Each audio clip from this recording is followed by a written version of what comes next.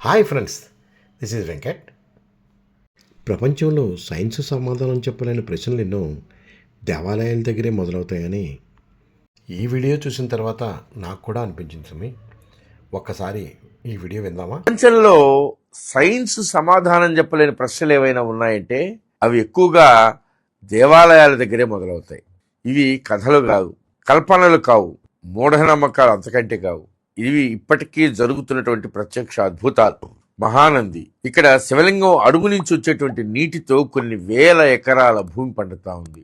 మహానంది ఆలయం బయట ఉన్నటువంటి కోనేరులో గుండు సూది వేసినా కూడా కనిపిస్తుంది. ఎంత చలికాలమైనా సరే అక్కడ నీళ్లు గోరువెచ్చగానే ఉంటాయి. ఇది ఎలా సాధ్యం? దీనికి సైన్స్ దగ్గర సమాధానం ఉందా? లేదు. ప్రకాశం జిల్లా పొన్నలూరు మండలం కే అగ్రహారం కాశీ విశ్వేశ్వరాలయం. ఇక్కడ శివలింగం క్రింద నుంచి ఉబికి వచ్చేటువంటి నీళ్లు 14 గ్రామాలకి తాగునీరు.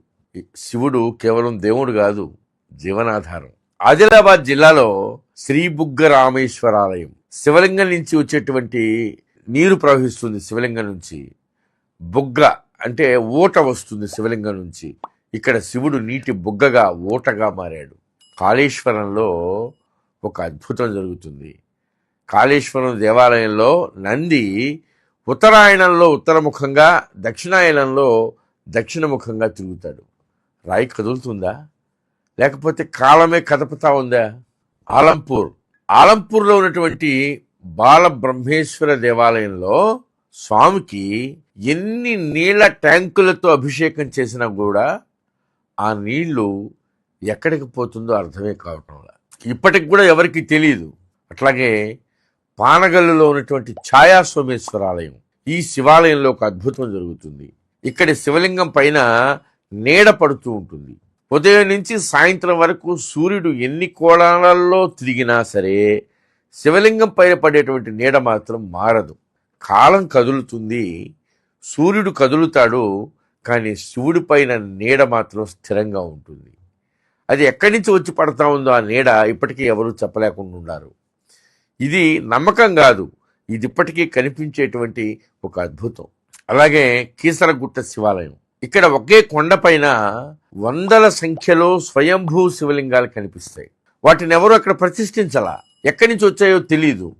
భూమే శివలింగాలని తనకు తానుగా బయటికి వెలికి తీసింది. ఇక వరంగల్లో ఉన్నటువంటి 1000 స్తంభాల గుడి. 1000 స్తంభాల గుడిలో సంగీతం పలికేటువంటి స్తంభాలు. అట్లాగే అక్కడ ఉన్నటువంటి రాతి నందిని మీటితే కంచు శబ్దం వస్తుంది. అక్కడ రాయి పాడుతుంది. ఇది ఎలా సాధ్యమో సైన్స్ ఇప్పటికీ చెప్పలేకపోతా ఉంది. పోనీ అలా చేసన్న చూపలేకపోతా ఉంది. ద్రాక్షారామంలో ఉదయం సాయంత్రం సూర్యకిరణాలు నేరుగా శివలింగం పైన పడతాయి.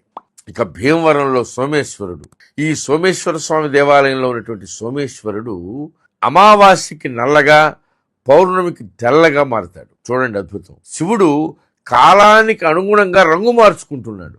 కోటప్ప కొండలో ఎటు చూసినా కూడా 3 శిఖరాలే కనిపిస్తాయి. ఇక్కడ కాకులు రావు.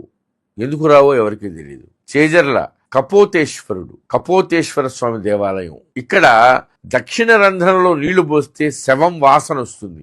ఉత్తరంలో నీళ్లు పోస్తే ఆ నీళ్లు అసలు మాయమైపోతాయి. భైరవ కోన.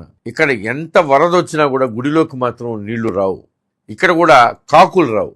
అట్లాగే యాగంటి నంది రోజు రోజుకి పెరిగిపోతానే ఉన్నాడు. రాతి విగ్రహం ఎలా పెరుగుతా ఉందో సైన్స్ చెప్పలేకపోతా ఉంది. ఒకవేళ ఏవైనా కొన్ని రీజన్స్ చెప్పినా కూడా దాన్ని తిరిగి చేసి చూపించలేకపోతా ఉంది సైన్స్. శ్రీశైల మల్లికార్జున స్వామి దేవాలయంలో ఒకప్పుడు భ్రమరాంబికాదేవి వెనక 9 ఝంకారం ఆ శబ్దం వినిపించేదని, ఇప్పుడు భక్తుల రద్దీ ఎక్కువ కావడం వల్ల వినిపించడం లేదని చెప్తారు. అట్లాగే సంగమేశ్వరంలో ఈ ఆలయంలో సంగమేశ్వరుడు 6 నెలలు నీళ్లలో ఉంటాడు, 6 నెలలు బయట ఉంటాడు.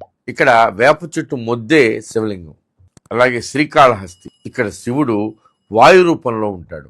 అమరనాథ్లో మనకు తెలుసు మంచు శివలింగం. అమరనాథ్ గుహలో శ్రావణ మాసంలో స్వయంగా మంచు శివలింగం ఏర్పడుతుంది. అది ఎలా ఏర్పడుతుంది, ఎలా అంతర్ధానం అయిపోతుంది ఎవరూ చెప్పలేకుండా ఉన్నారు. ఇవన్నీ ఏం చెప్తున్నాయి? శివుడు ఒక కల్పిత పురాణ పాత్ర కాదు. శివుడు కేవలం ఒక సిద్ధాంతం కాదు. శివుడు ఒక అద్వితీయ అనుభవం. సైన్స్ ప్రశ్నిస్తుంది, కానీ శివుడు మౌనంగా సమాధానం ఇస్తాడు. హర హర మహాదేవ్. ఈ వీడియో మీకు నచ్చినట్లయితే లైక్ చేయండి, షేర్ చేయండి, సబ్స్క్రైబ్ చేయండి. మీ అభిప్రాయాన్ని కామెంట్ల రూపంలో తప్పకుండా తెలియజేయండి.